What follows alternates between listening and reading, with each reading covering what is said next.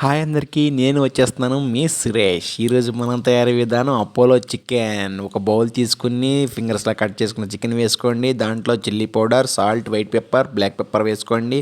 Egg వేసుకుని మంచిగా mix చేసుకోండి.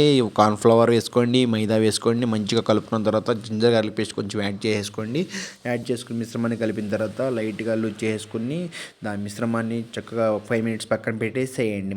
చాలా బాగుంటుంది మామూలు ఉండదు ఈరోజు మనం. తర్వాత ఒక బండి తీసుకుని అందులో ఆయిల్ వేసేసుకుని ఫ్రై చేసేయండి చికెన్ ఫ్రై చేసిన తర్వాత ఒక గోల్డెన్ బౌల్ కలర్ రావడానికి కొంచెం ముందు ఆఫ్ డన్ చేసుకుని పక్కన పెట్టేసుకోండి.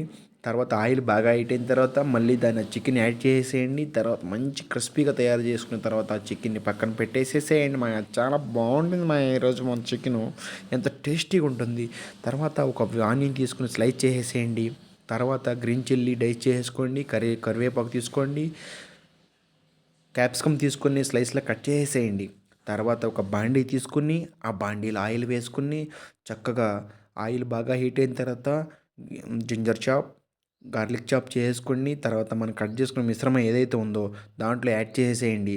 చక్కగా గోల్డెన్ బ్రౌన్ కలర్లోకి వచ్చేదాకా మంచి ఫ్రై చేసుకుని దాంట్లో లైట్గా జింజర్ గార్లిక్ పేస్ట్ వేసేసుకోండి.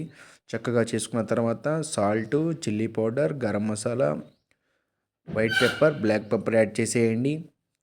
తర్వాత green chilli sauce, soya sauce, vinegar, red chilli sauce, 8 sauce వేసేసుకోండి. మంచిగా కలిపేసుకోండి. టమాటో సాస్ వేసేసేయండి. తర్వాత దాంట్లో మంచిగా కలుపుకున్న తర్వాత లూజ్ చేసుకుని ఈ చికెన్ యాడ్ చేసుకుని మంచి హై ఫ్లేమ్లో ధనామని టాచ్ చేసేయండి చాలా బాగుంటుంది తర్వాత ఈ చికెన్ని ఒక బౌల్లో తీసుకుని సర్వ్ చేసుకోండి. దాంట్లో కాజు బ్రోకెన్ వేసుకోండి. చాలా బాగుంటుంది. Please subscribe Suresh kitchen and thank you.